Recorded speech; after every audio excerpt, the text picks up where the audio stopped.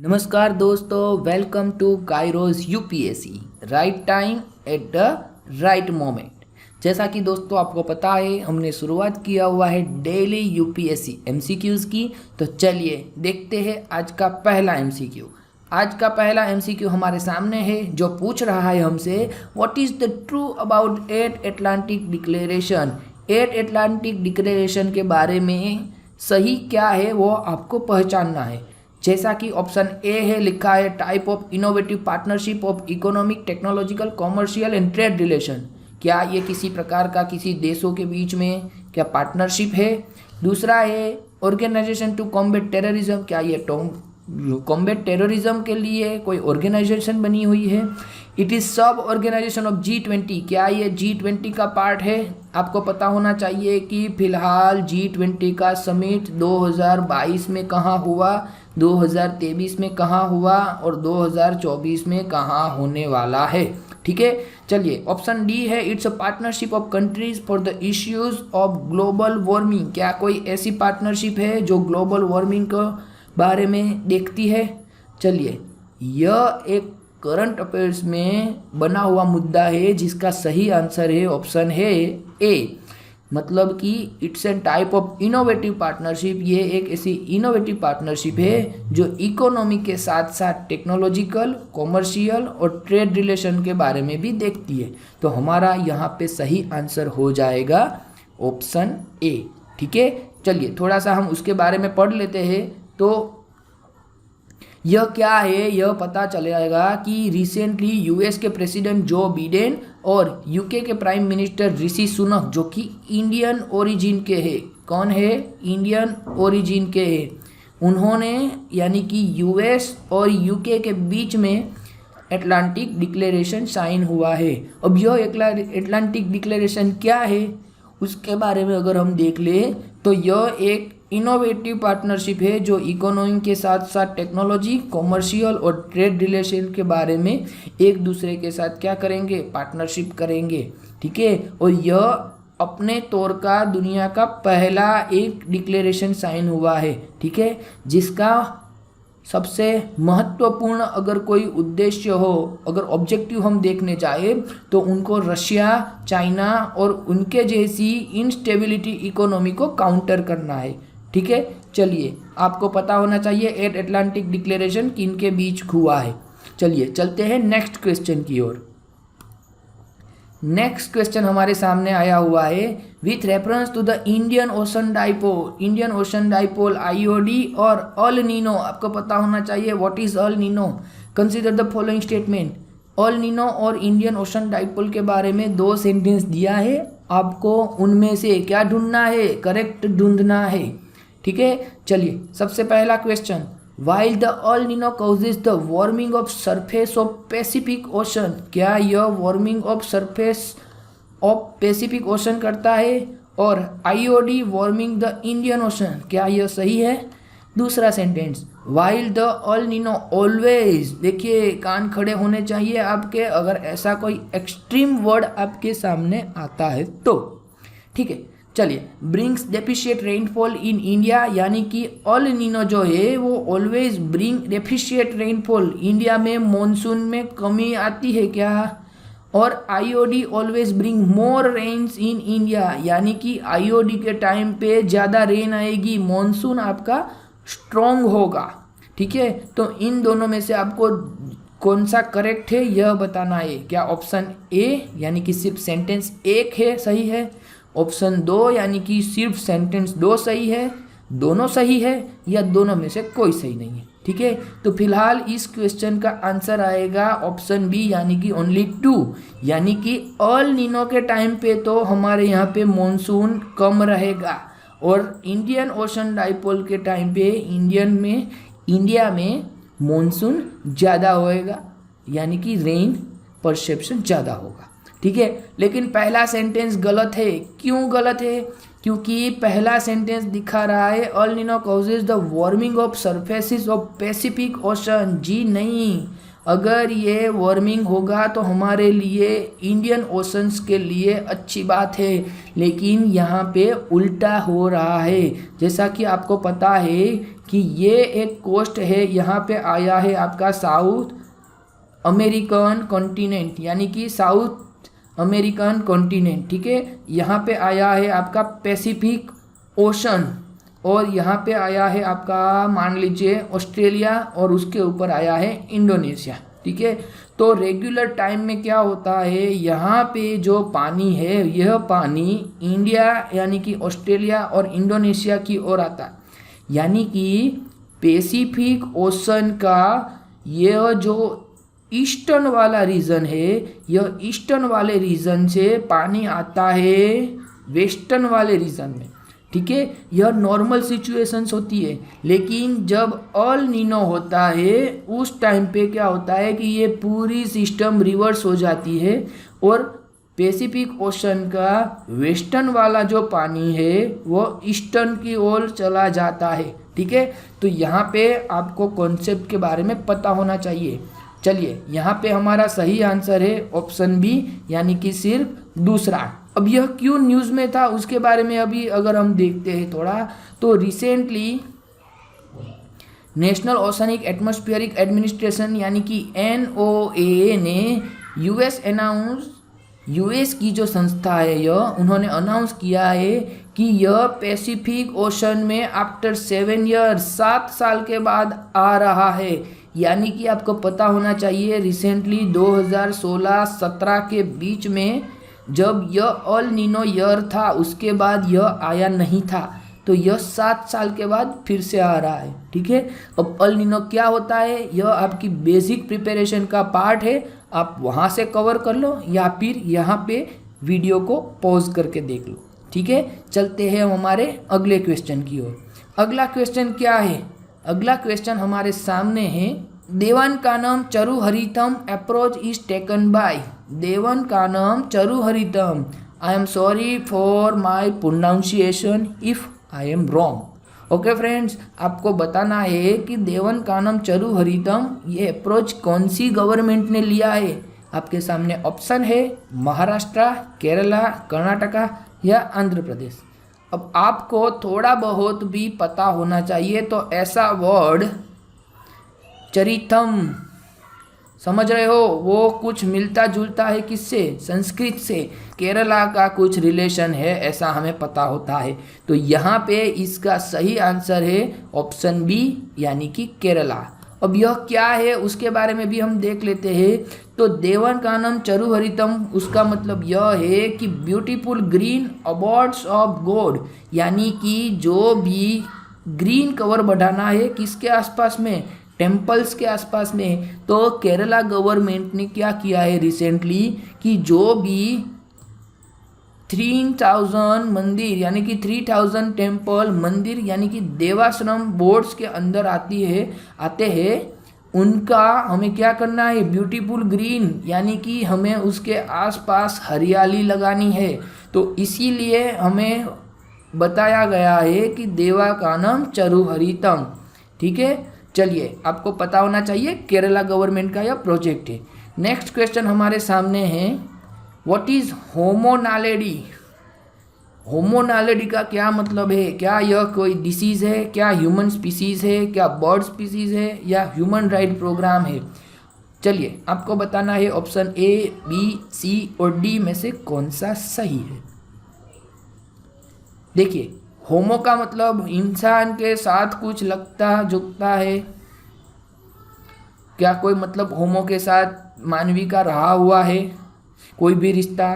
तो हमारे यहाँ पे जिस हिसाब से साइंस ने तरक्की की है उस हिसाब से हम करंट में जो ह्यूमन एग्जिस्टेंस है उस हिसाब से हम फिलहाल क्या कहते हैं, होमोसेपियंस।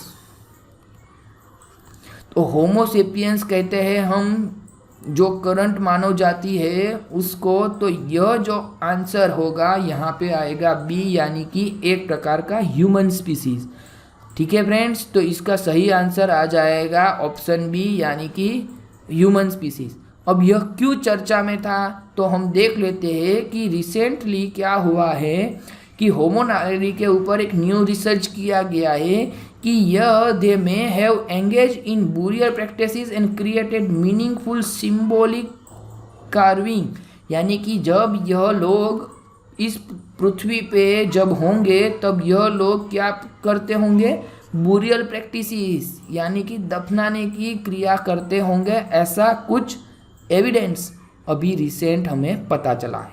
ठीक है, तो होमोनेविडी के बारे में होमोनालिडी के बारे में अगर हम देखने जाए तो यह एक प्रकार की ह्यूमन स्पीसीज है जो hundreds of thousands of years ago यानी कि हजारों साल पहले हुआ करती थी। ठीक है, इनको ली बर्जर ने 2014 में फाइंड किया था और यह कहाँ से मिला था, तो साउथ अफ्रीका से मिला था। ठीक है, चलिए चलते हैं हमारे नेक्स्ट क्वेश्चन की ओर। नेक्स्ट क्वेश्चन है what is silent Barker. Silent Barker क्या है, आपको बताना है कि साइलेंट बार्कर अभी न्यूज़ में था तो वो क्या है, क्या कोई सैटेलाइट कॉन्स्टेलेशन है, क्या ड्रोन है या मिसाइल है या कोई रॉकेट लॉन्चर है। अब आपको पता होना चाहिए कि यहाँ पे दो ऑपोजिट वर्ड एक साथ दिए हुए हैं। कौन से, एक तो है साइलेंट और दूसरा है बार्कर। ठीक है, तो फिलहाल इस क्वेश्चन का सही आंसर है ऑप्शन ए यानी कि सैटेलाइट कॉन्स्टेलेशन। तो आपको पता होना चाहिए फ्रेंड्स कि साइलेंट बार्कर के बारे में सही चीज़ क्या है। चलिए देख लेते हैं। साइलेंट बार्कर जो है वो एक यूएस की स्पाई सैटेलाइट है। क्या है फ्रेंड्स, यूएस की स्पाई सैटेलाइट है जो क्या करेगी, वह करेगी ट्रैक एंड मॉनिटर किसके बारे में, चाइनीज़ और रशियन स्पेस व्हीकल के बारे में जो क्रिटिकली ऑर्बिटिंग ऑब्जेक्ट जो है हमारे स्पेस में उसको अगर कोई थ्रेट पहुंचाती है। आपको पता होगा कि वॉरफेयर अब स्पेस में भी पहुंच चुका है। कहाँ पहुंच चुका है, स्पेस में भी। ठीक है, चलिए आपको बताना है इंडिया ने कौन सी एक एक्सरसाइज की थी जो यहाँ से इंडियन सॉइल से बैठे बैठे सैटेलाइट में कोई सैटेलाइट अगर ऑर्बिट में घूम रहा है तो उसको हम नष्ट कर सकते हैं। चलिए आपको बताना होगा कि वो कौन सी एक्सरसाइज थी जो इंडिया ने किया था। तो ये देखने जाए तो यूएस की स्पेस फोर्स ने एनआरओ के साथ मिलके एक ऐसी सैटेलाइट लॉन्च की है, सैटेलाइट का पूरा कॉन्स्टेलेशन लॉन्च किया है जो कहलाएगा साइलेंट बार्कर, और वो यूएस के साथ ऐसा स्पाई सैटेलाइट के तौर पे काम करेगा जो चाइनीज़ और रशियन स्पेस व्हीकल है जो कोई ऑर्बिट में किसी सैटेलाइट को अगर नुकसान करने वाले ऐसे थ्रेट मिलते हैं तो उसके बारे में हमें इंफॉर्मेशन प्रोवाइड करेगा। ठीक है, चलिए चलते हैं हमारे नेक्स्ट पोर्शन यानी कि स्टैटिक क्वेश्चन की। सबसे पहला स्टैटिक क्वेश्चन हमारे सामने है which one of the following statement is correct. आपको बताना है इन चारों में से कौन सा सेंटेंस सही है। पहला, Ajanta caves lives in the gorge of Waghora river. क्या अजंता केव्स जो आई हुई है वो गोर्ज ऑफ वाघोरा रिवर क्या यहाँ पे आई हुई है। दूसरा सेंटेंस है Sanchi stupa lies in the gorge of Chambal river. क्या यह चंबल रिवर में आई हुई है। पांडवलेनी केव्स, पांडवलेनी की जो गुफाएं हैं क्या वो नर्मदा नदी के यहाँ आसपास आई हुई है। और लास्ट वाला सेंटेंस जो हमारे सामने है अमरावती स्तूप, क्या यह गोदावरी के गोर्ज पे आई हुई है। चलिए आपको बताना है कि इनमें से कौन सा सेंटेंस करेक्ट है। देखिए फिलहाल इस क्वेश्चन का आंसर हम देखते हैं तो हमारा ऑप्शन ए सही है। ऑप्शन ए बिल्कुल सही है। अजंता केव्स जो आई हुई है यह वाघोरा नदी के आसपास उसके गोर्ज पे आई है। ठीक है, दूसरा है सांची स्तूप। सांची स्तूप चंबल रिवर नहीं, यह आई हुई है हमारी बेतवा रिवर के पास। कहाँ पे, बेतवा रिवर पे। ठीक है, उसके बाद आया है हमारा पांडवलेनी केव। अब पांडवलेनी केव्स आपको पता होगा कहाँ पे आई हुई है, यह आई हुई है नासिक के आसपास। ठीक है, तो यह नर्मदा नदी नहीं आएगी। यहाँ पे कौन सी नदी आएगी, बिल्कुल सही, यहाँ पे आएगी हमारी गोदावरी। ठीक है, चलिए और जो हमारा लास्ट वाला जो सेंटेंस है वो इसलिए गलत साबित हुआ क्योंकि अमरावती स्तूप कहाँ पे आया हुआ है आपको पता होना चाहिए। यह सातवाहन के पीरियड में आज के आंध्र प्रदेश के आसपास बनाया हुआ था। तो यह आया हुआ है गोदावरी नदी नहीं, कहाँ पे आएगा, यह आएगा हमारे कृष्णा नदी के आसपास। कहाँ पे आएगा, कृष्णा नदी के आसपास। ठीक है, तो हमारा इस क्वेश्चन का आंसर होगा ऑप्शन ए, यानी कि अजंता केव्स सही दिया हुआ है। चलिए चलते हैं दूसरे क्वेश्चन की ओर। दूसरा क्वेश्चन मज़ेदार है, यूपीएससी पूछ चुका है। 64 Yogini temple situated near Morena, consider the following statement. यह मोरेना कहाँ पे आया हुआ है, मोरेना आया हुआ है एमपी में। ठीक है, चलिए सबसे पहला सेंटेंस 1 2 3 4 सेंटेंस दिया है, आपको पूछा है इनमें से कौन सा करेक्ट है। ठीक है, पहला क्वेश्चन, पहला sentence, it is a circular temple built during the reign of the Kachchhapaghata dynasty. क्या यह सर्कुलर टेम्पल है जिसको कच्छपागता डायनेस्टी के दौरान बनाया हुआ था? बिल्कुल सही बात है, हमारा पहला सेंटेंस सही है। It is the only circular temple built in India. Yes, UPSC आपको यही पूछना चाहते थे, क्या यह एकमात्र ऐसा मंदिर है जो सर्कुलर टेम्पल है पूरे इंडिया में? देखिए, आपको कई बार ऐसे क्वेश्चन भी पूछे जाएंगे जहाँ पे सिर्फ एक सेंटेंस पूरा आंसर बता देगा। अब जैसे कि आपको पता है कि इंडिया में तो बहुत सारे ऐसे मंदिर होंगे, बहुत सारे ऐसे टेम्पल होंगे जो सर्कुलर होंगे। ठीक है, तो यहाँ पे ओनली लिखा हुआ है किसके रिगार्डिंग, लिखा हुआ है 64 योगिनी टेम्पल के रिगार्डिंग, तो यह एक इकलौता नहीं होगा। ठीक है, तो हमारा दूसरा क्वेश्चन हम गलत साबित करते हैं। तो जैसे ही दूसरा गलत होता है, हमारा यहाँ पे दूसरा है तो ऑप्शन ए गया, बी यहाँ पे है तो ऑप्शन बी भी गया, डी यहाँ पे है तो हमारा ऑप्शन डी भी गया, क्योंकि यहाँ पे भी 2 है, यहाँ पे भी 2 है और यहाँ पे भी 2 है। तो हमारा क्वेश्चन ऑटोमेटिक सी साबित हो जाता है। और इसी के साथ आपको ऐसा भी नॉलेज यहाँ से मिलता है कि यहाँ पे तीसरा सेंटेंस भी गलत है। जैसे कि तीसरा सेंटेंस में लिखा है, it was meant to promote the Vaishnava cult in the reason.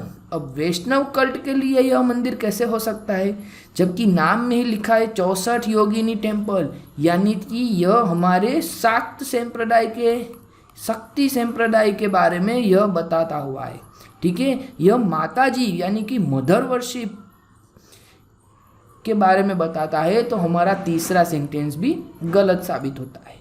चौथा सेंटेंस देख लेते हैं। तो its design has given rise to a popular belief that it was the inspiration behind the Indian Parliament building.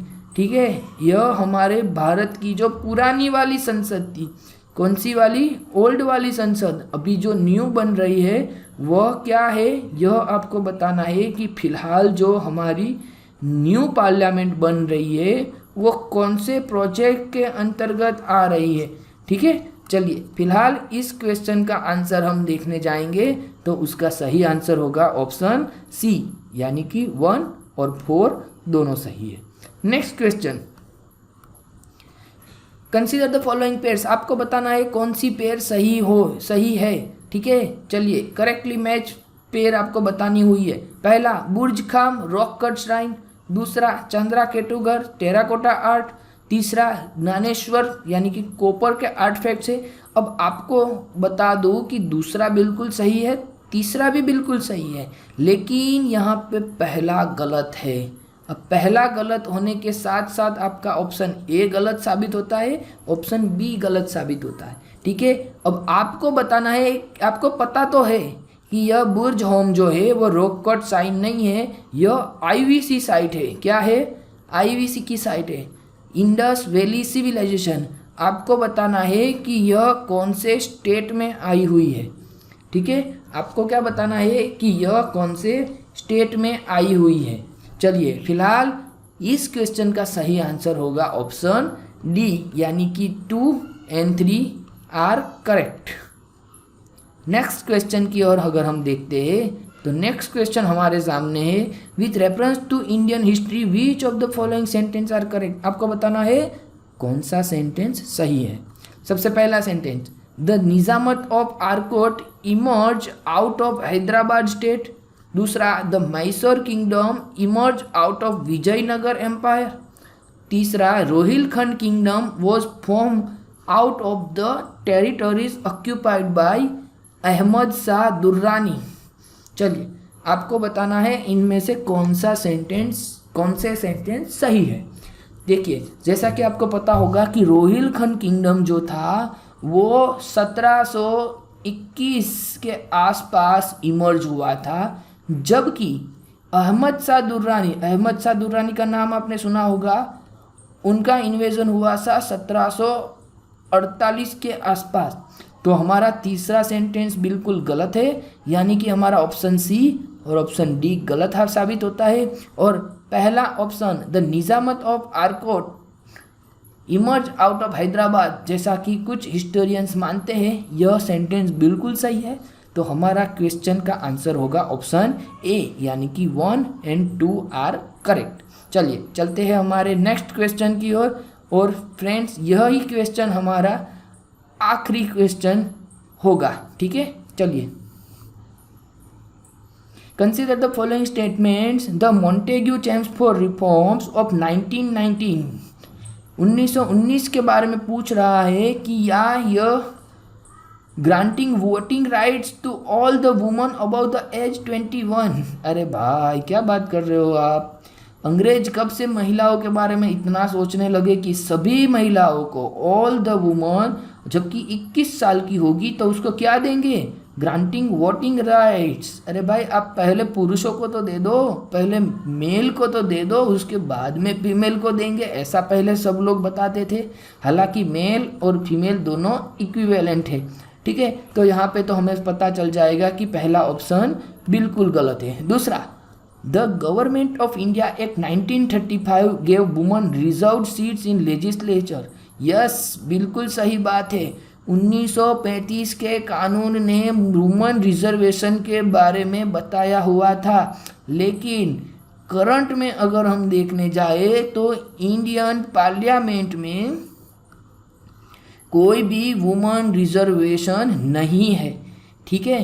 क्योंकि इस टाइम पे जब हमारी कॉन्स्टिट्यूएंट असेंबली हमारा कॉन्स्टिट्यूशन का निर्माण कर रही थी, उस टाइम पे वुमन ने कहा कि हम इतने वीक नहीं है कि हमें क्या चाहिए, हमें चाहिए रिजर्वेशन। ऐसी मांग उन्होंने नहीं कही थी। आपको पता होना चाहिए कि हमारी कॉन्स्टिट्यूएंट असेंबली में 15 महिलाएं थी, ठीक है। चलिए, आपको बताना है कि इन 15 महिलाओं में से आपके स्टेट में से कौन सी महिला ने सीए में पार्टिसिपेट किया हुआ था, ठीक है। तो दूसरा सेंटेंस बिल्कुल सही है, पहला सेंटेंस गलत है। तो हमारा यहाँ पे आंसर हो जाएगा ऑप्शन बी, क्योंकि यहाँ पे क्या पूछा है, यहाँ पे पूछा है करेक्ट, ठीक है। तो ऑप्शन बी सही है, ऑप्शन बी सही है। चलिए, ये था हमारा आखिरी क्वेश्चन और मिलते हैं अगले एपिसोड में। तब तक के लिए धन्यवाद।